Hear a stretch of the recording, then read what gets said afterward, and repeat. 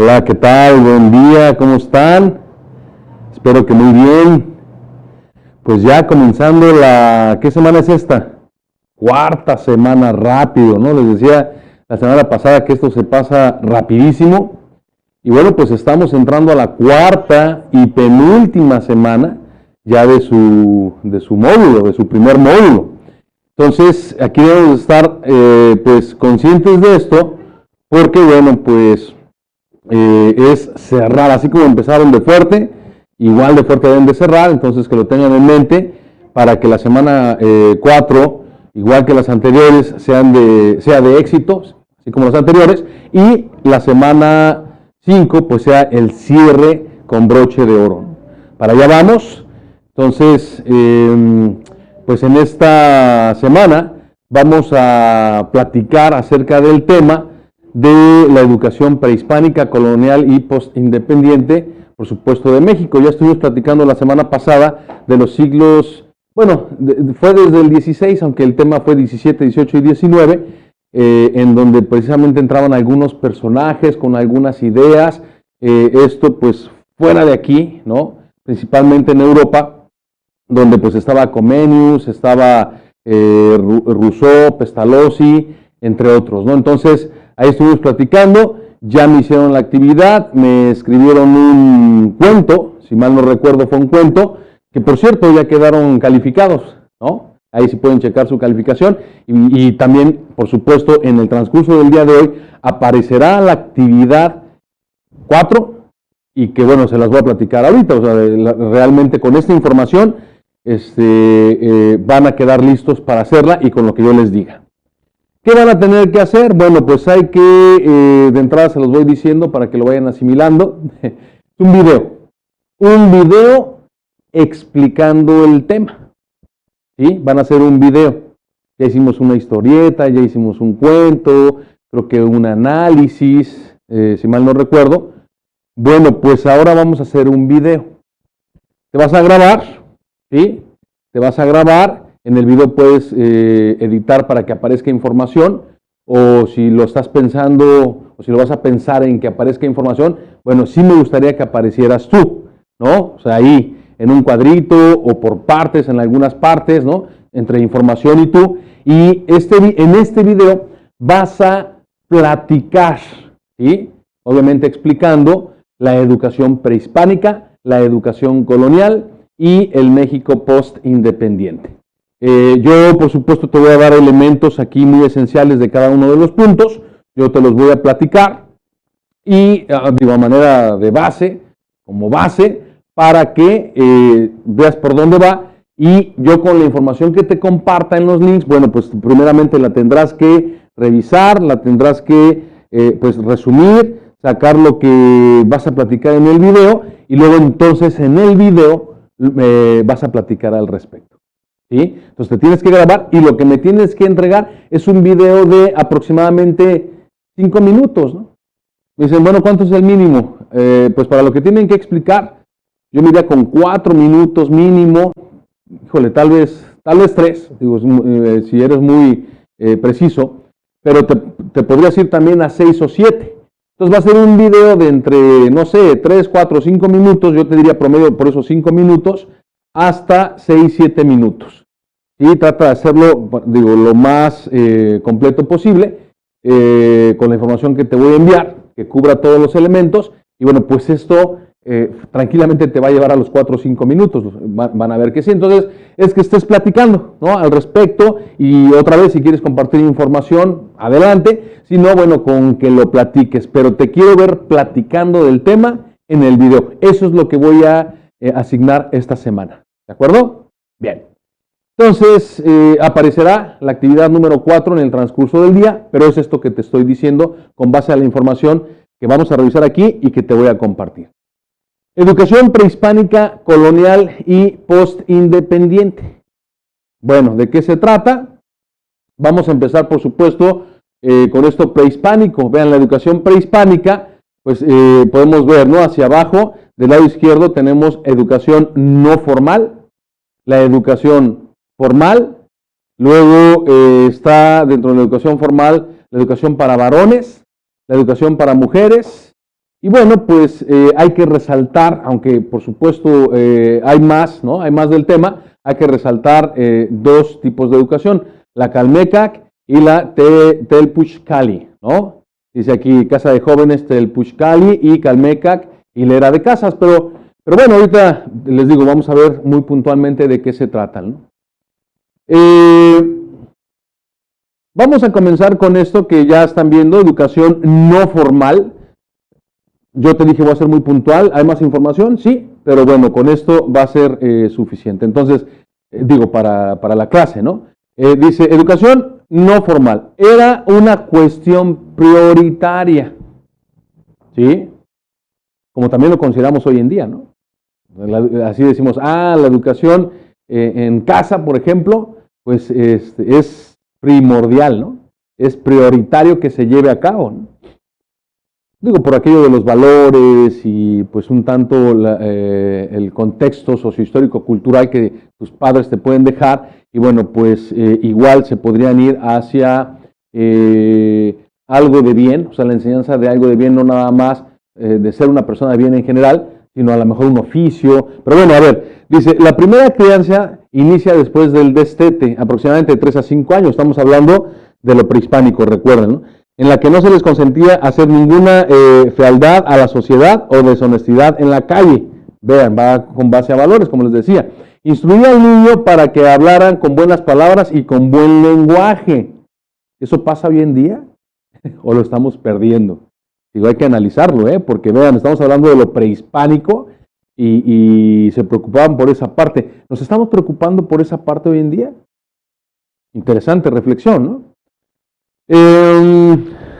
Bueno, dice aquí, instruían al niño para que hablaran con buenas palabras y con buen lenguaje, además de hacer reverencia en el camino a los que eran oficiales, capitanes, bueno, o hidalgos, ¿no? Que tenían ahí, digamos, alguna jerarquía.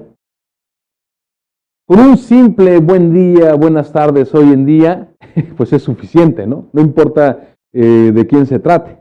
Digo, ya a veces ni siquiera saludamos, ¿no? Hay que hacer, digo, a mí me gusta hacer la comparación porque estamos hablando de lo prehispánico, estamos hablando de antes de 1500, ¿no? De cuando se descubre América, que llegan los colonizadores, nos invade España, y bueno, pues ahorita también vamos a platicar de eso, otra vez puntualmente, pero vean qué interesante, o sea, hace más de 500 años se preocupaban por esto, y en lugar de que ahora esté más fuerte, pues parece que se va desvaneciendo, ¿no? Inculcaban a los niños los valores imperantes en la cultura, así como la importancia de la guerra y lo militar. Bueno, eso es otra cosa, porque era la cultura, ¿no? La obediencia a las autoridades superiores, ¿no? A las mayores autoridades superiores. A ver, ahorita vamos a ver quién se encargaba de lo militar, pues obviamente era su contexto, pero, pues bueno, ustedes pueden verlo aquí. Ya había una educación, ¿sí? Para tareas de casa, ¿quiénes la hacían? Había una educación para pues los oficios, trabajar, ¿quiénes lo hacían? Y había una educación para los militares, para la guerra, ¿no? ¿Quiénes lo hacían? Bueno, pues por ahí va, ¿no? O sea, la educación precisamente prehispánica. Vean, la educación formal, o sea, hay más, o sea, de lo no formal, hay más, pero bueno, yo quise llegar hasta ahí, ¿no? Vean, en cuanto a la educación formal, los niños y jóvenes tenían presente la importancia de los valores, la guerra y lo militar, como lo acabamos de decir. Los jóvenes se educaban tendientes a involucrarse valores religiosos y patrióticos, ¿no? Dados los fuertes lazos de pertenencia a un grupo, ¿no? Se trataba de crear en los niños un vínculo identitario, un respeto de unión con el resto de la sociedad a la que dependen y deben servir. Entonces, bueno, pues ahí está la palabra, ¿no? O sea, ahora, hoy en día lo llamamos fuertemente patriótico, patriota, ¿no? Ama pues tu lugar, ahora decimos ama tu país, ¿no? Da la vida por tu país, y bueno, pues eso también tiene que ver sí, un poquito con lo de identidad, pero también con la soberanía, con lo militar, ¿no? El respeto precisamente de culturas, ¿no? Pero bueno, un punto importante fue la creencia de un Dios nacional que había de guiarlos y protegerlos. Bueno, pues lo mismo, ¿no? O sea, tienes tus tareas en casa, tienes tus tareas en el trabajo, igual la formación militar. Digo, la verdad es que es algo muy similar hoy en día, ¿no? Digo, con sus propias características, obviamente. Y además, un Dios, ¿no? Entonces, bueno, no era la excepción. Y en cuanto a la educación para varones, pues de aquí para los hombres había dos tipos de escuelas. El Calmecac, ya ven que lo mencionamos en un principio, para los hijos de gente noble, y el Telpuxcali para los hijos de las clases pobres. Cabe mencionar que para entrar a cada una de estas, a cada una de estas escuelas, los padres tenían que realizar ciertas encomiendas para que sus hijos fueran aceptados por los sacerdotes. Vean quiénes estaban a cargo, ¿no? Los sacerdotes. Al aceptarlos, les agujeraban el labio inferior para ponerles una piedra preciosa en señal de pertenencia. Entonces, pues bueno, ahí es un dato, obviamente hay más datos al respecto. Y en cuanto a la educación, bueno, a ver, aquí yo quiero que ustedes expliquen, por favor, qué se hacía en el Calmecac y qué se hacía en el Telpuxcali, ¿no? O sea, digo, hay que precisamente, digo, esta es la base, pero bueno, ¿qué era para quién, no? Por ejemplo, ¿a quiénes se les educaba para la guerra? ¿A quiénes para tarea en casa? Y bueno, pues eso es importante tenerlo en mente. Las mujeres eran educadas por sus madres en casa para realizar las tareas del hogar. Esto es en cuanto a la educación para mujeres. Había escuela para jóvenes que aspiraban a ser sacerdotisas, además de aprender a tejer y hacer trabajos en plumas para las vestiduras sacerdotales. Solo los nobles podían ir a emprender una especie de monasterio en donde vivían hasta el momento del matrimonio. Las niñas prometidas para el Telpochpan, zona para mujeres, vivían con sus padres hasta que estaban en edad de entrar definitivamente al templo. Entraban como servidoras del templo, se les inculcaba la castidad y permanecían en el encierro hasta la edad de casarse. Digo, era algo pues característico de la época. Y pues bueno, otras escuelas especiales existían para enseñar a bailar, cantar y tañer los instrumentos musicales. También estas enseñanzas tenían un fin religioso. Interesante, ¿no? O sea, me refiero a lo religioso interesante de que, pues bueno, después de la llegada de los españoles siguen fuertemente con lo religioso, pero ya hablando del catolicismo, ¿no? Entonces, pues bueno, aquí es un dato interesante, ¿de acuerdo? Entonces, aquí, pues bueno, eso fue lo prehispánico. Ya podemos hablar un poquito de la educación durante la colonia. También voy a ser muy puntual, hay más información, pero eso quiero que tú me lo platiques. Los antecedentes en el siglo XVI. Bueno, antes de continuar, ¿alguna pregunta? No sé si hay alguna pregunta. Ya para irme a lo colonial. Ok, bueno. En el siglo XVI, con el arribo de los primeros misioneros a la Nueva España, las diversas órdenes religiosas asumieron las actividades de formación y educación. Esto se los estoy poniendo porque, vean, otra vez, ¿no?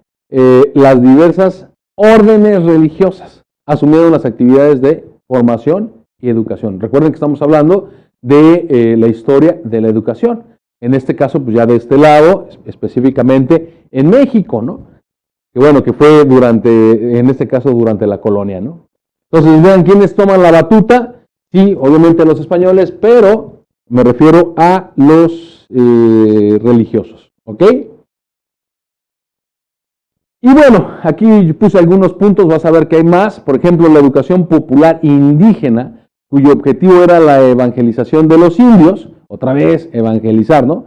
La promovieron los misioneros franciscanos. Uno de sus representantes fue este señor, Jacobo de Testera, quien a través de pictogramas y jeroglíficos representaba los pasajes de la Biblia.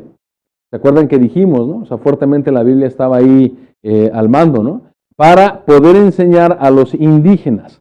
Su desarrollo incluye vocabularios y gramática indígena. Bueno, pues eso es un dato ahí de la época. Curiosamente, ¿no? Entre comillas lo voy a hacer así, mientras la religión perdía fuerza en Europa, por lo que ya habíamos platicado, agarraba fuerza de este lado, ¿no? Y qué fuerza, ¿no? O sea, así como allá estuvo fuerte, no sé, un promedio de 1000 años, pues aquí lo hicieron fuerte durante un promedio de 300 años, ¿no? Aproximadamente, o más, ¿no? Vamos a hablar de 300, 400 años tranquilamente, ¿no? Pero bueno, ¿qué pasa con este Pedro de Gante, que es franciscano? Funda la primera escuela elemental, instrucción primaria, San Francisco en Texcoco, en la que se enseña letras, canto, música, además de artes y oficios. Se fundó también una escuela, un internado, que era exclusiva para indígenas, el Colegio San José de lo Natural, ¿no? O de los naturales. Ok, bueno, entonces, aquí está, ¿sí? Otro personaje que pues funda la primera escuela fundamental, ¿no? San Francisco en Texcoco, y pues otro también dato durante la colonia importante es la enseñanza superior, ¿no? En la enseñanza superior indígena, el primer instituto fue el Colegio de Santa Cruz de Tlatelolco, en 1537. Ese colegio, bueno, pues, digo, como dato extra, sigue estando ahí. No estoy seguro si es un museo ahora, pero yo tuve la oportunidad de vivir ahí en Tlatelolco. De hecho, pues yo, de donde estaba ese colegio, caminando, yo estaba a 5 minutos, ¿no? Entonces, pues un lugar obviamente, del año, estamos hablando de un lugar de 500 años, pues totalmente colonial la construcción e impactante, ¿no? Está donde están la Plaza de las Tres Culturas, están algunas ruinas, ¿no? Algunas pirámides, y bueno, pues ahí si le caminas tantito, encuentras el colegio, ¿no? Este colegio que están mencionando. Y el primer instituto de educación creado en América, fundado por Antonio de Mendoza, en el que se contaba con educación elemental y educación superior. Filosofía, literatura, retórica, medicina, medicina indígena, música y teología. Vean, curiosamente, pues ya, o sea, empiezan a darse, pues, digamos, algunas carreras, ¿no? Y ahora le llamamos carreras, pero bueno, ya estaban divididos los conocimientos como se está platicando. El éxito de esta institución radicaba en la competencia de los profesores y la calidad de los estudiantes, quienes eran seleccionados para ser aceptados, ¿no?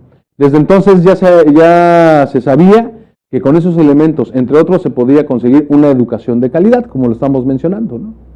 Entonces, está la iglesia, vean, ahí estoy viendo la iglesia de Santiago, sí es la de Santiago, está la Plaza de las Tres Culturas, la iglesia de Santiago, algunas pirámides, y bueno, pues al ladito prácticamente de la iglesia está el colegio, ¿no?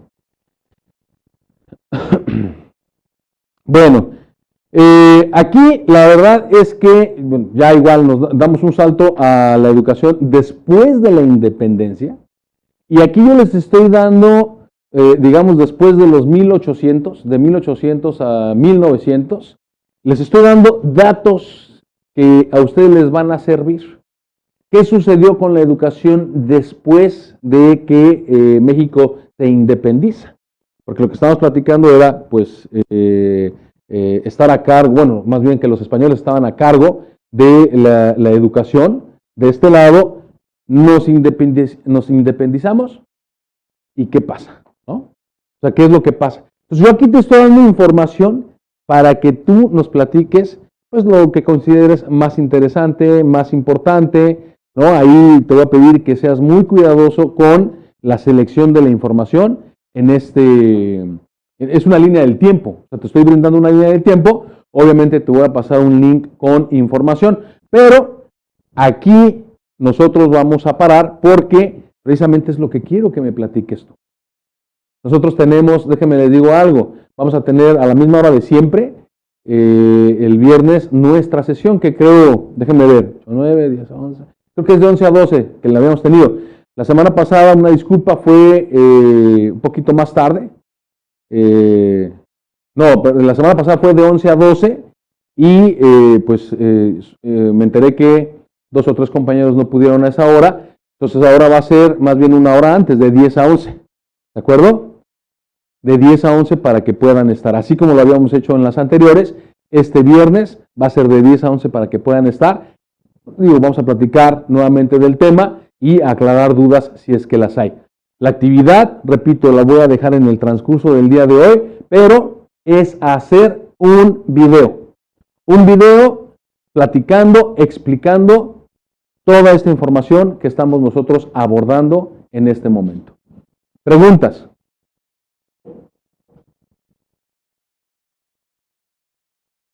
Ok. Bueno, pues entonces esta es nuestra sesión del día de hoy, de esta semana. Este es nuestro tema de esta semana. Vamos, como les decía, lo vuelvo a repetir, un video y de duración aproximada de 5 minutos explicando lo prehispánico, lo colonial y lo postindependiente. Ok, entonces, pues un gusto el haber estado con ustedes el día de hoy. Seguimos en comunicación. Excelente semana a todos, profesor Carlos Salcedo Pecha, a tus órdenes.